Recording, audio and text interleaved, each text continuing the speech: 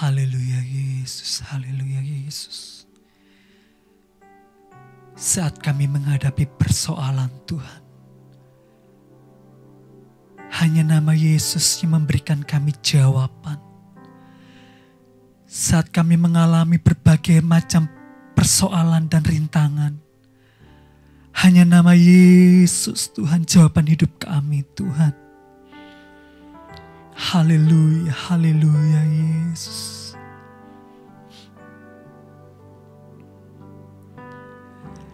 Saat tiada jalan, hadapi persoalan,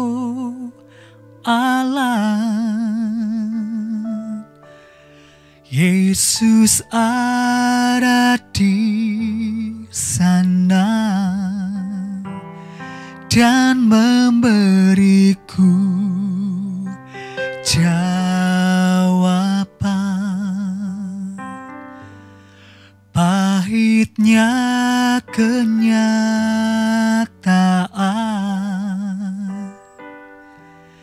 dan tak mampu bertahan,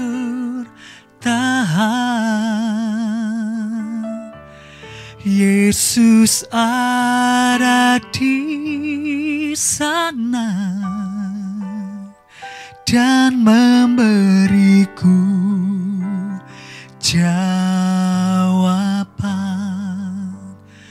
Hanya nama Yesus,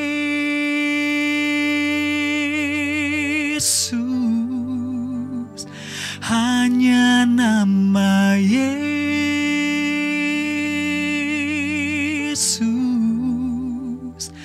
hanya nama Yesus,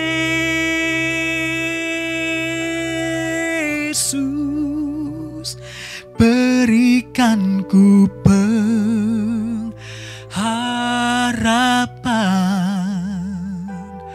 Hanya nama Yesus,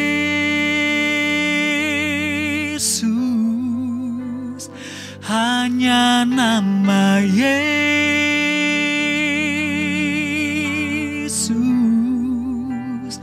hanya nama Yesus,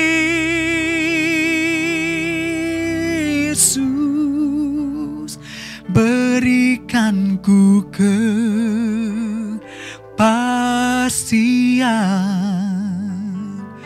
Hanya nama Yesus,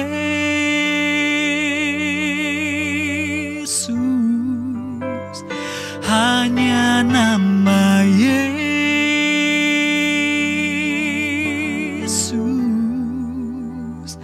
hanya nama Yesus,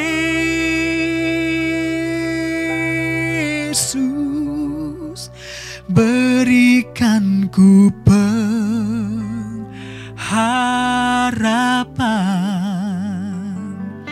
Hanya nama Yesus,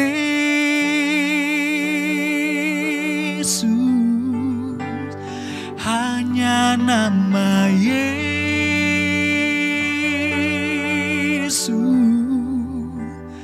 hanya nama Yesus,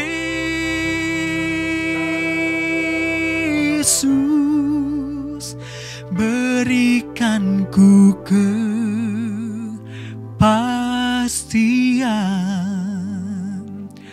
Hanya nama Yesus,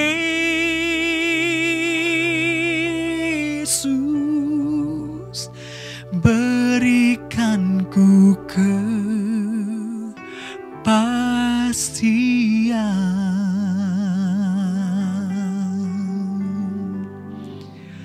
Haleluya Yesus, haleluya. Puji nama Tuhan. Saatnya kita akan mendengarkan kebenaran firman Tuhan yang akan disampaikan oleh hambanya, Ibu Pendeta Ona Tahapari. Waktu dan tempat saya persilakan. Haleluya. Shalom, Bapak Ibu, Saudara sekalian, Jemaat Betani Sangkakala. Saya senang mendapat kesempatan berbagi firman Tuhan di tengah-tengah Bapak Ibu Saudara sekalian. Saya secara pribadi berdoa kiranya saudara semua tetap berada dalam keadaan sehat, kuat, dan dilingkupi oleh damai sejahtera yang bersumber dari Tuhan. Jadi mari, kalau saudara semua sudah siap untuk mendengarkan firman Tuhan, saya ajak kita untuk berdoa terlebih dahulu. Tuhan Yesus, kami tahu Tuhan ada bersama-sama dengan kami di sini. Itulah sebabnya sekali lagi kami minta tolong Tuhan berbicara buat kami dari firman kebenaran. Roh Kudus bantu kami supaya kami mudah memahami firman Tuhan, sehingga biarlah di dalam seluruh pemahaman akan kebenaran, kami berani mengambil keputusan benar untuk hidup taat kepada Tuhan dalam perjalanan tiap-tiap hari. Sementara kami belajar, Tuhan memberkati kami, buat Tuhan seluruh kemuliaan, di dalam nama Yesus kami berdoa. Amin. Amin. Baik, mari kalau Bapak dan Ibu sudah siap, saya ajak kita untuk buka sama-sama Bapak Ibu dalam kitab Yohanes pasal yang keempat. Mari saya baca ayat 20 sampai beberapa ayat ke bawah. Nenek moyang kami menyembah di atas gunung ini, tetapi kamu katakan bahwa Yerusalemlah tempat orang menyembah. Kata Yesus kepadanya, percayalah kepadaku, hai perempuan, saatnya akan tiba bahwa kamu akan menyembah Bapa bukan di gunung ini dan bukan juga di Yerusalem. Kamu menyembah apa yang tidak kamu kenal, kami menyembah apa yang kami kenal, sebab keselamatan datang dari bangsa Yahudi. Tetapi saatnya akan datang dan sudah tiba saatnya bahwa penyembah-penyembah benar akan menyembah Bapa dalam roh dan kebenaran, sebab Bapa menghendaki penyembah-penyembah yang demikian. Allah itu roh, barang siapa menyembah Dia harus menyembahnya dalam roh dan kebenaran. Jadi mari kita naik lagi ke atas ke ayat yang ke-20 Bapak Ibu. Di situ perempuan Samaria tentu saja berkata kepada Yesus bahwa nenek moyang kami menyembah di gunung ini. Gunung yang dia maksudkan adalah Gunung Gerizim. Lalu dia bilang, tetapi kamu katakan, orang-orang Yahudi katakan bahwa Yerusalemlah tempat orang menyembah. Pada ayat 20, perempuan Samaria sedang mengacu kepada sebuah kiblat. Dari dulu sampai dengan hari ini, dalam kaitannya dengan proyeksi menyembah, orang selalu mengkaitkan dengan kiblat, dengan sebuah tempat tertentu. Contoh, orang Samaria menyembah di Gunung Gerizim, sedangkan orang-orang Yahudi menyembah di Yerusalem. Itu adalah warisan turun-temurun yang diajarkan antar keturunan. Makanya adalah wajar apabila perempuan Samaria mengungkapkan pandangannya berkaitan dengan penyembahan hari itu kepada Yesus. Nah, setelah perempuan itu mengeluarkan kalimat yang dia maksudkan pada ayat 20, nah ini jawaban Yesus tertulis pada ayat 21, Bapak Ibu. Di ayat 21 ini yang Yesus katakan, bahwa isu menyembah itu tidak ada kaitannya dengan persoalan kiblat. Tidak ada kaitannya dengan persoalan tempat. Sebab di ayat 21 ini yang Yesus bilang, percayalah padaku hai perempuan, bahwa saatnya akan tiba. Kamu akan menyembah Bapa bukan berkaitan dengan kiblat. Bukan di atas gunung ini, Gunung Gerizim, atau juga bukan di Yerusalem, tempat bait Allah berada.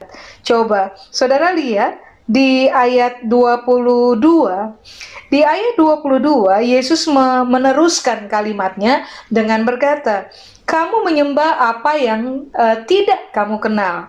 Kami menyembah apa yang kami kenal, sebab keselamatan datang dari bangsa Yahudi.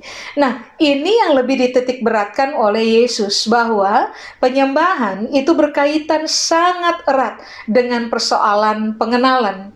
Sebab rupa-rupanya kiblat bukan merupakan persoalan inti.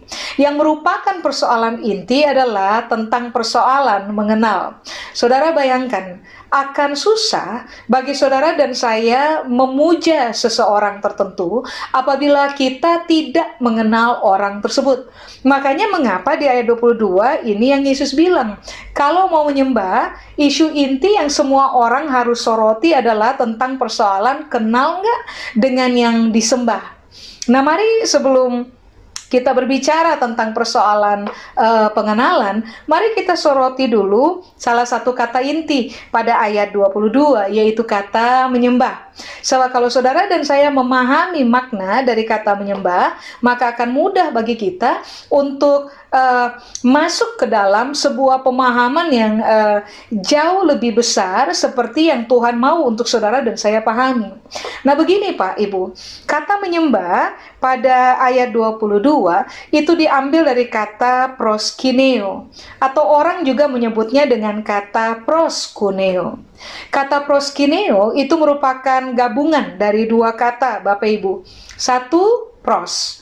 Dua, kion. Nah, mari saya jelaskan dulu kepada Bapak dan Ibu. Kata pros itu artinya adalah begini: maju, datang mendekat untuk menunjukkan penghormatan. Ulang, kata pros, maju, datang mendekat untuk menunjukkan penghormatan. Sebab maju, datang mendekat untuk menunjukkan penghormatan adalah tujuan intinya. Itu kata pros tuh. Nah, sedangkan kata berikutnya yaitu kata kion.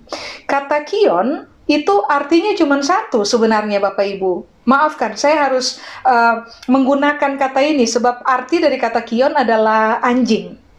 Jadi sebenarnya kata menyembah atau kata proskineo yang merupakan gabungan dari dua kata pros dan kion itu artinya adalah begini: anjing, yang maju, datang mendekat untuk menunjukkan penghormatan, sebab itu adalah tujuan utamanya. Nah, kata kion atau anjing itu juga mengacu kepada dua gambaran, Bapak Ibu. Orang berdosa dan orang yang kurang ajar. Jadi sebenarnya ini yang Alkitab sedang berupaya ajarkan kepada saudara dan saya. Bahwa kalau dikaitkan dengan rangkaian dari dua kata, kata pros dan kion, berarti Alkitab lagi bilang begini, anjing atau merupakan gambaran dari orang berdosa atau juga merupakan gambaran dari orang-orang yang kurang ajar, itu harusnya ketika mereka bertemu dengan Tuhan, mereka akan memilih untuk maju, datang mendekat, karena tujuan intinya adalah untuk menunjukkan penghormatan kepada Tuhan. Nah, itu arti dari kata proskineo. Kalau dipecah menjadi rangkaian dari dua kata pros dan kion. Tapi mari kita lihat dulu pengertian yang lain dari kata menyembah atau kata proskineo atau kata proskuneo. Pengertian yang berikutnya adalah begini: mencium tangan sebagai tanda penghormatan. Coba saudara perhatikan bahwa dari pengertian yang pertama dan juga dari pengertian yang kedua, kita menemukan kata kunci bahwa penyembahan itu berkaitan erat dengan sikap hati yang menunjukkan penghormatan. Berarti ini yang Alkitab sedang ajar. Kalau saudara mau mau menyembah Tuhan, berarti saudara dan saya harus memutuskan bahwa kita sedang ada pada posisi menghormati Tuhan. Karena kita ada pada posisi menghormati Tuhan, kepentingan itulah yang membuat saudara dan saya berani memutuskan, bukan untuk lari menjauh, tetapi kita memutuskan untuk maju, mendekati Tuhan. Setiap kali kita datang mendekati Tuhan, kepentingan kita satu saja, untuk mempertontonkan bahwa kita adalah orang-orang yang sangat menghormati Tuhan. Amin. Nah, pengertian dari proskineo yang lain adalah begini, Bapak Ibu: berlutut dan menyentuh tanah dengan dahi sebagai ungkapan rasa hormat yang mendalam. Jadi coba saudara perhatikan, dalam kaitannya dengan penyembahan, saudara dan saya harus menjadi orang-orang yang mematok tujuan menyembah, Bapak Ibu. Tujuan kita menyembah Tuhan adalah untuk menunjukkan betapa kita menghormati Dia, untuk realita mengenai siapa Dia, dan juga untuk realita mengenai apa yang telah Dia kerjakan bagi kehidupan saudara dan saya. Bayangkan, tadi Alkitab menggunakan kata kion. Kion adalah Alkitab menggambarkan bahwa sebenarnya saudara dan saya adalah orang-orang berdosa, orang-orang kurang ajar yang sebenarnya tidak punya peluang untuk bisa maju, datang mendekati Tuhan. Tetapi ini yang Alkitab ajarkan kepada kita. Karena seluruh kemurahan, karya hebat tentang apa yang Tuhan kerjakan dalam kehidupan saudara dan saya, maka saudara dan saya pada akhirnya sebagai orang-orang berdosa yang kurang ajar mendapatkan sebuah Pak, Ibu, anugerah, sebuah kesempatan dari Tuhan, sehingga pada akhirnya kita bisa mengalami diperdamaikannya hubungan kita dengan Tuhan. Saudara dan saya bisa datang, maju, mendekati Tuhan. Kepentingannya adalah kita cuma mau berkata kepada Tuhan, saya hormati Tuhan untuk apa yang Tuhan kerjakan dalam kehidupan saya. Saya hormati Tuhan karena ternyata Tuhan willingly untuk menerima saya, orang berdosa yang kurang ajar ini. Saya hormati Tuhan untuk semua rancangan hebat yang telah Tuhan kerjakan dalam kehidupan saya.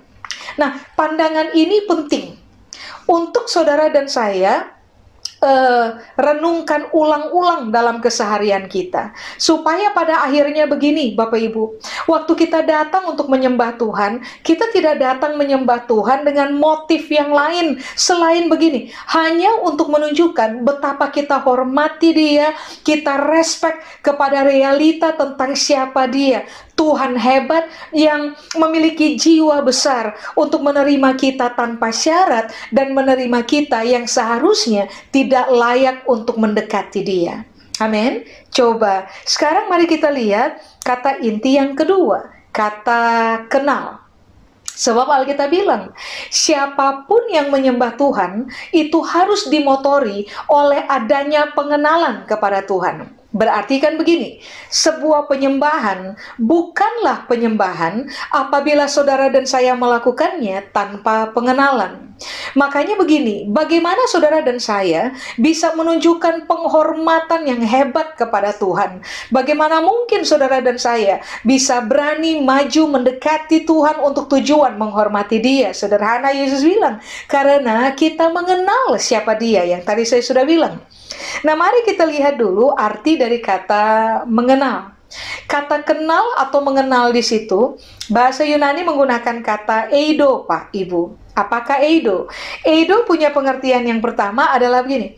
Kita tahu tentang siapa Tuhan, kita dapat menilai Tuhan, dan kita dapat memahami siapa Tuhan. Berarti kan ini yang Alkitab bilang, penyembahan harus lahir dari pengetahuan mengenai siapa Tuhan. Penyembahan harus juga lahir karena kita mampu menilai apa yang telah Tuhan kerjakan dalam kehidupan saudara dan saya.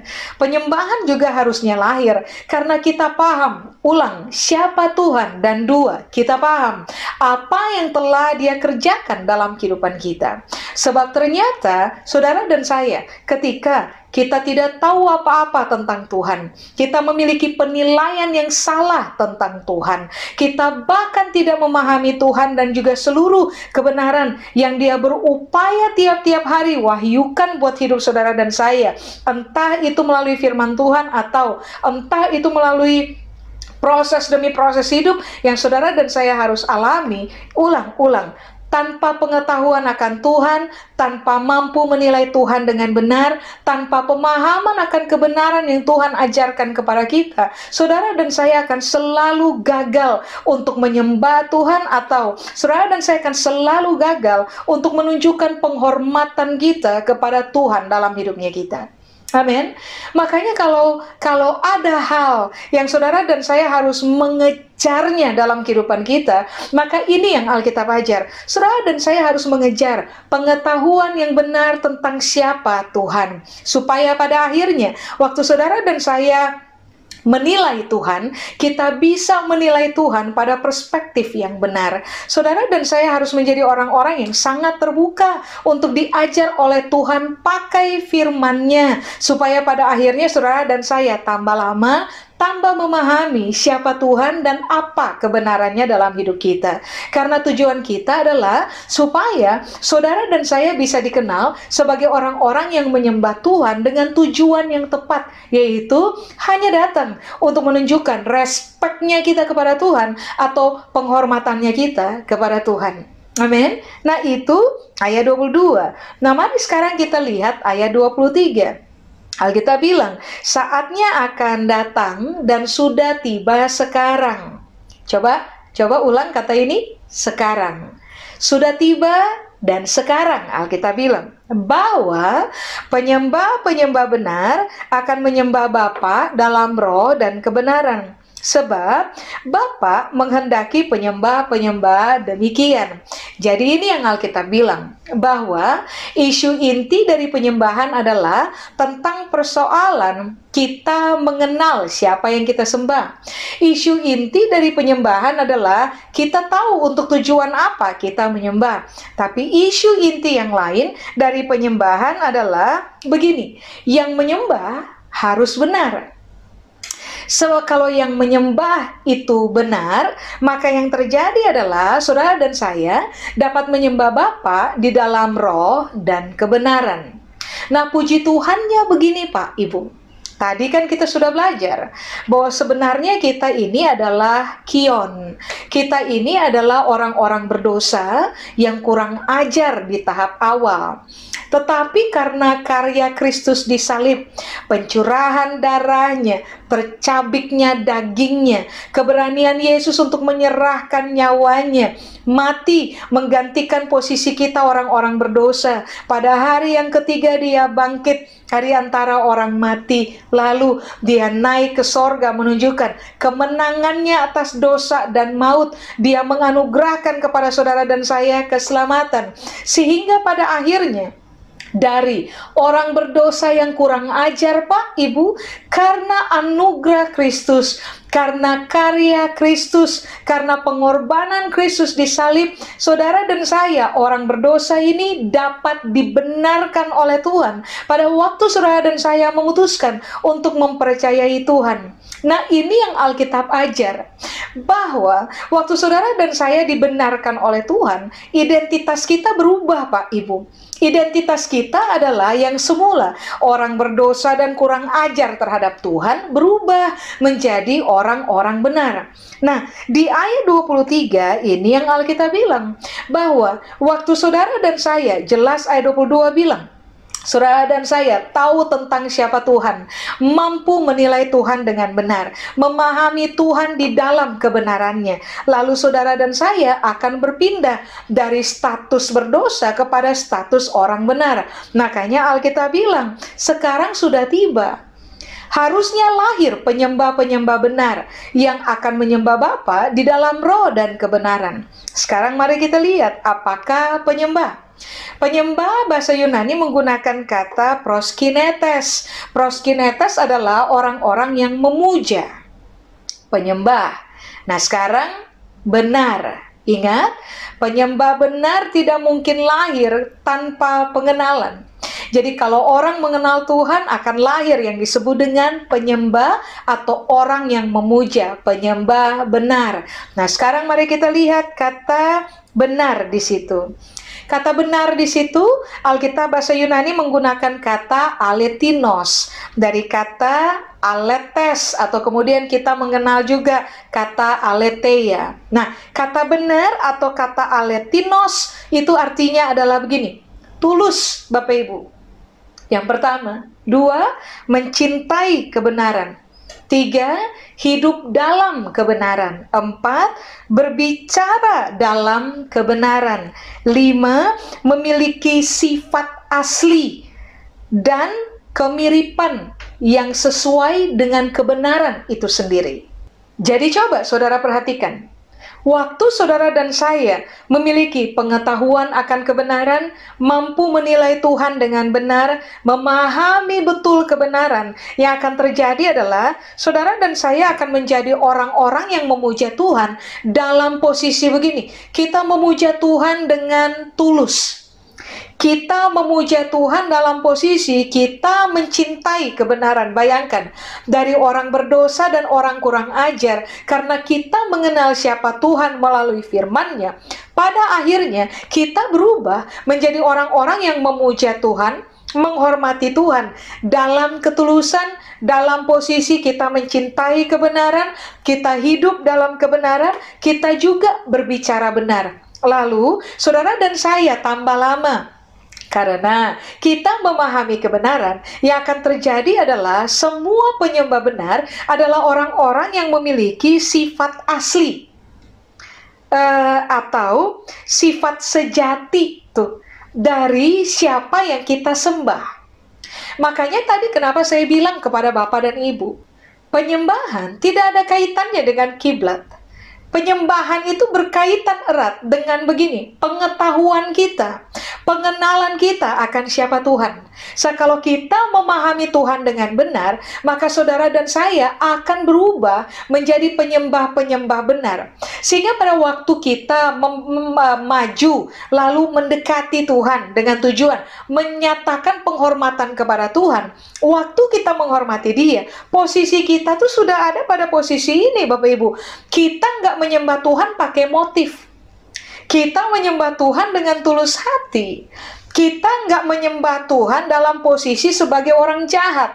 Kita menyembah Tuhan dalam posisi sebagai orang-orang yang mencintai kebenaran, hidup dalam kebenaran, terbiasa berbicara apa yang benar. Lalu saudara dan saya juga tambah lama akan dikenal sebagai orang-orang yang memiliki sifat asli atau sifat sejati dari siapa yang kita sembah. Amin. Bapak Ibu tentunya paham bahwa kita ini akan menjadi semakin mirip, atau kita ini akan gampang sekali meniru siapa yang kita puja. Kalau saudara dan saya memuja Tuhan yang benar, maka saudara dan saya akan meniru apa yang benar yang Tuhan telah wariskan dalam pengajaran firman-Nya untuk kita.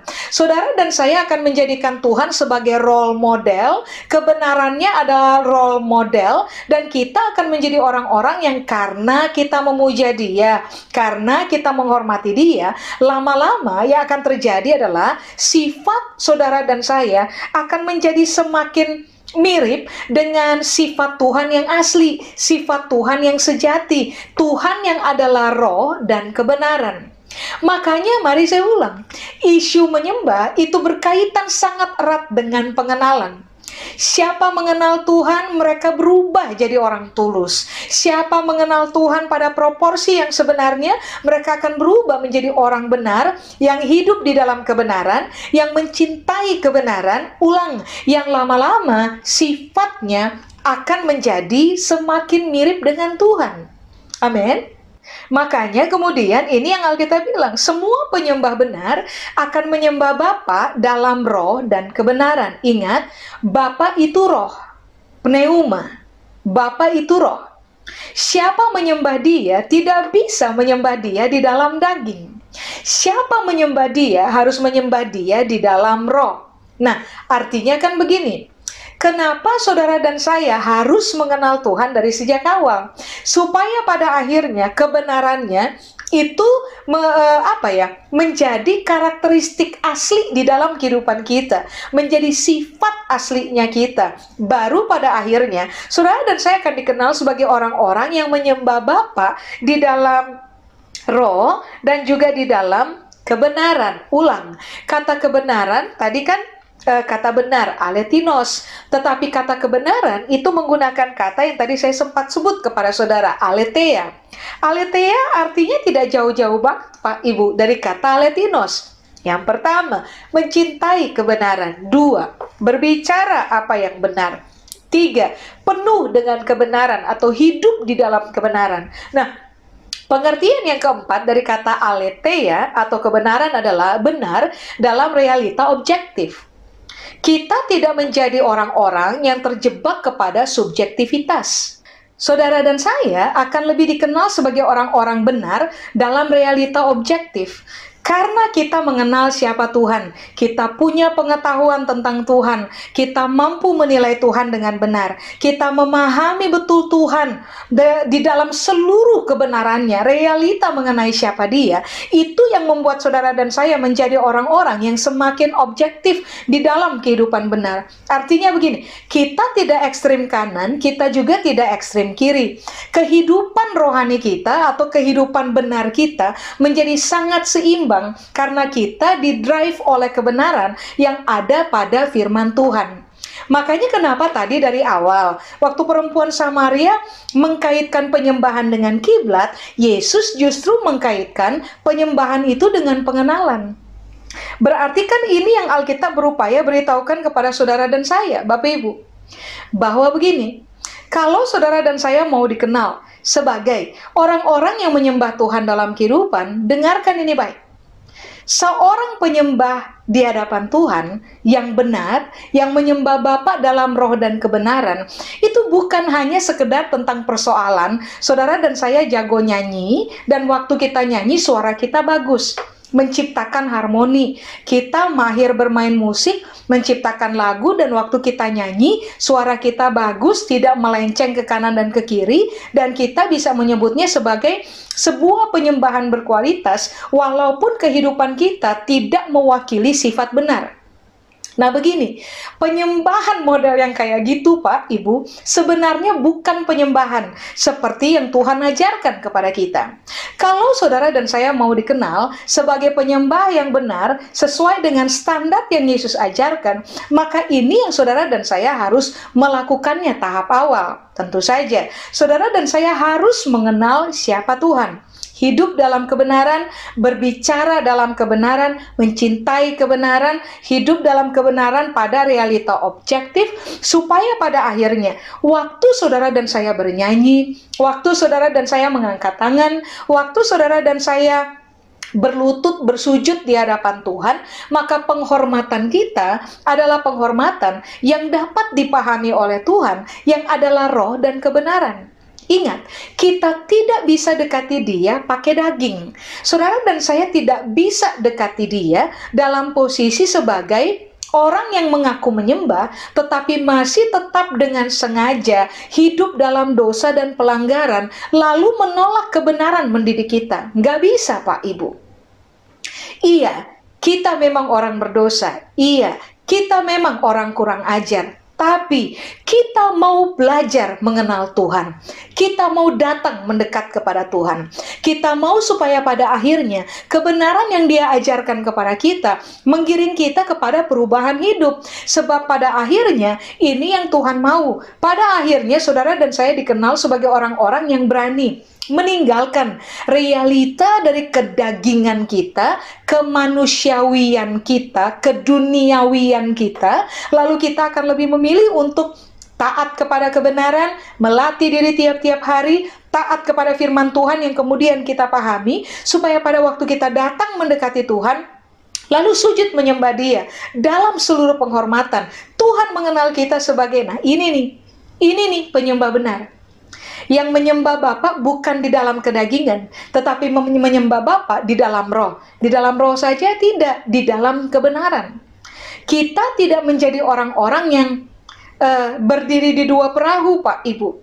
Hari ini jahat, besok baik, actually besok pura-pura baik karena kita mau datang kepada Tuhan.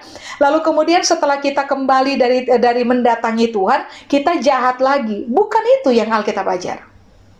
Jadi kalau saudara dan saya mau dikenal sebagai penyembah-penyembah yang benar, maka putuskanlah untuk begini, kejar pengenalan akan Tuhan. Cari Tuhan dari firman-Nya. Belajarlah mengetahui lebih dalam tentang siapa Tuhan, supaya pada akhirnya saudara dan saya menjadi orang-orang yang menilai Tuhan dengan benar. Semakin memahami Tuhan dan kebenaran firman-Nya, itulah yang akan membawa saudara dan saya kepada perubahan hidup. Saya secara pribadi percaya Pak Ibu bahwa penyembah yang benar, yang menyembah Bapa dalam roh dan kebenaran, adalah orang-orang yang mengalami progresivitas perubahan. dari orang berdosa dan orang kurang ajar menjadi orang yang tambah lama oleh karena firman Tuhan yang kita pahami telah kita setujui untuk hidupi, maka tambah lama yang akan terjadi adalah cara berpikir kita benar, kata-kata kita benar, kelakuan kita benar, dan kita pada akhirnya waktu menunjukkan penghormatan kita kepada Tuhan, kita sedang ada pada posisi sangat objektif. Kita sedang ada pada posisi hidup dalam roh, kita juga sedang ada pada posisi hidup di dalam kebenaran. Lalu Alkitab bilang, yang Bapa cari, yang itu. Yang Bapak cari dari saudara dan saya bukan tentang persoalan pintar nyanyi, Bapak Ibu. Yang Bapak cari dari saudara dan saya bukan tentang persoalan nyanyi, angkat tangan, dan nangis-nangis saja. Enggak. Yang Bapak cari dari saudara dan saya bukan sekedar pintar main musik saja dan pintar menciptakan lagu-lagu penyembahan. Bukan. Yang Bapak cari dari saudara dan saya adalah kita mengalami progresivitas karena pengenalan akan Allah, sehingga pada akhirnya saudara dan saya tambah lama tuh hidup semakin mewakili sifat asli Tuhan dalam hidupnya kita. Kita semakin ditemukan sebagai orang yang berani meniru kebenaran di dalam diri Kristus dan kita mengerjakannya dalam keseharian kita. Baiklah, kita semua memutuskan untuk begini, kejar Tuhan sampai kita ketemu dengan Tuhan melalui begini, kebenaran firman-Nya.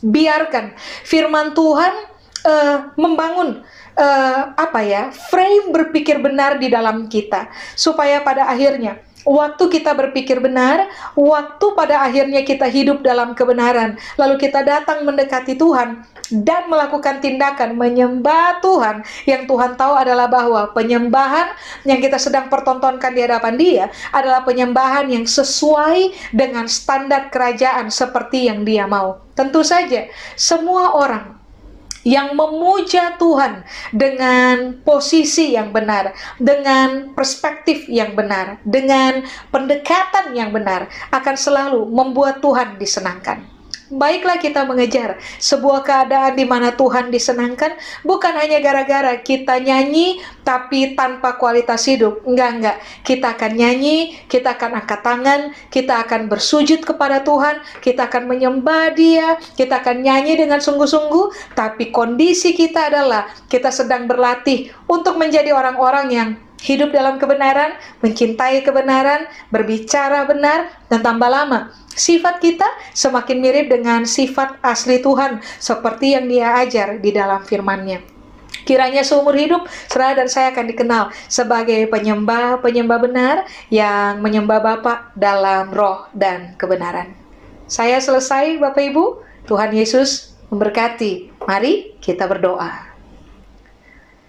Kami berdoa, ya Tuhan, biarlah seluruh kebenaran ini termeterai dalam pemahaman kami, supaya pada akhirnya waktu kami datang mendekati Tuhan, menunjukkan penghormatan kami kepada Tuhan, kami tidak melakukannya di dalam kedagingan kami, tetapi kami melakukannya di dalam pemahaman kami akan kebenaran, di dalam posisi kami sebagai orang-orang yang berani meninggalkan dosa, berani meninggalkan realita kurang ajar kepada Tuhan, lalu mengejar kehidupan yang benar, berbicara benar, mencintai kebenaran, mengejar kepemilikan sifat asli Kristus di dalam kami.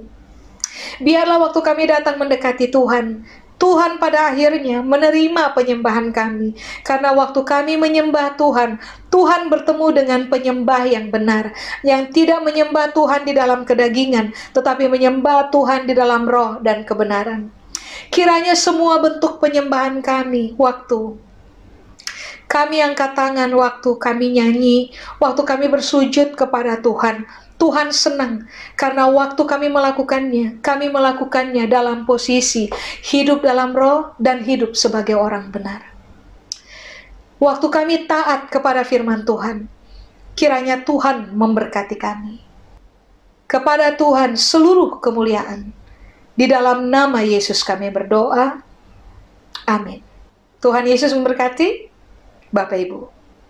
Bapa di sorga, sempurnakanlah ibadah kami dan berikan kami kekuatan untuk melakukan firman-Mu tadi ya Bapa. Mari kita buka kedua tangan kita.